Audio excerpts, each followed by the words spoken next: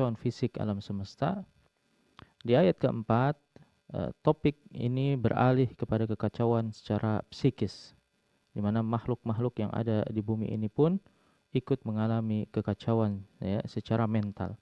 Tentu saja diawali dengan runtuhnya psikologis manusia sebagai khalifah fil ard yang mengemban amanah untuk menjaga bumi ini. Di ayat yang keempat, Allah Ta'ala berfirman, wa idzal isyaru uttilat, dan apabila unta-unta yang hamil itu ditinggalkan. Sepintas nampak bahwa ayat ini berbicara tentang unta yang hamil. Apa kaitannya dengan manusia? Ya, jawabannya betul bahwa yang disebutkan dalam ayat ini adalah hewan unta. Akan tetapi unta yang hamil di zaman dahulu merupakan aset paling berharga bagi masyarakat Arab. Di mana ayat ini hendak menggambarkan terguncangnya mental manusia di hari kiamat. Mereka akan meninggalkan harta paling berharga yang mereka miliki. Apa arti aisyar? Aisyar, setiap kata yang tersusun dari huruf ain, shin, dan ra, maka menunjukkan makna mudakhalah wa mukhalatah, yaitu bergaul dan bercampur. Untuk itu Allah Ta'ala berfirman, wa ashiruhunna bil ma'ruf, dan bergaulah dengan istri-istrimu secara ma'ruf. Asyara artinya bergaul. Itu sebabnya angka satuan atau bilangan satuan tertinggi yaitu bilangan 10 yang mana dalam bahasa Arab dinamakan asyarah.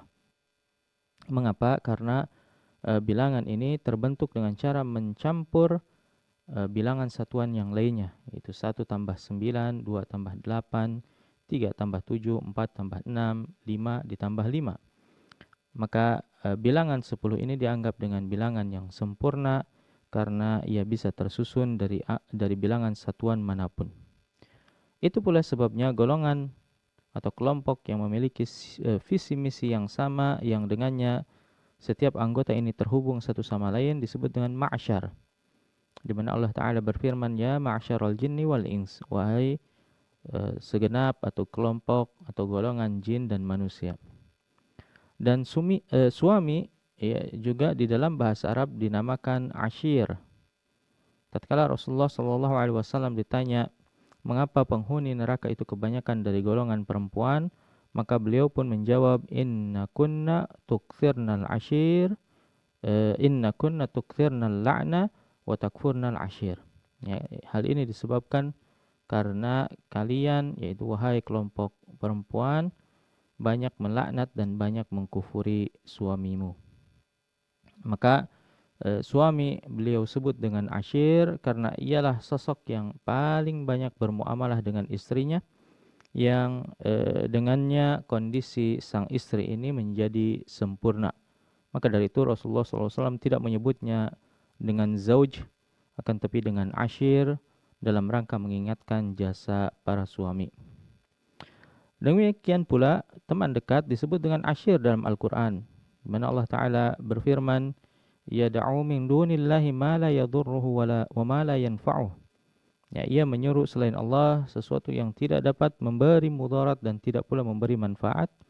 Dzalika huwad dhalalul ba'id. Maka yang demikian itu adalah kesesatan yang sangat jauh. Yad'u lamang darruhu aqrabu min naf'ih. Ia menyuruh sesuatu yang sebenarnya mudaratnya ini lebih dekat daripada manfaatnya. La bi'sal maula wa la bi'sal ashir. Sesungguhnya yang diserunya itu adalah seburuk-buruk pelindung dan seburuk-buruk teman dekat. Maka teman dekat juga disebut dengan ashir karena kita banyak bergaul dengannya. Dan unta yang hamil 10 bulan ke atas sampai masa persalinannya disebut dengan usyara, yang mana jamaknya adalah isyar. Ya, ia diberi nama khusus ya karena di bulan tersebut nampak perut unta semakin membesar, ya tanda mendekati persalinannya. Dan pemiliknya ini tatkala itu ya sudah memasuki 10 bulan ke atas, tidak lagi membebani pekerjaan yang berat dan ia dianggap sebagai aset paling berharga bagi masyarakat Arab.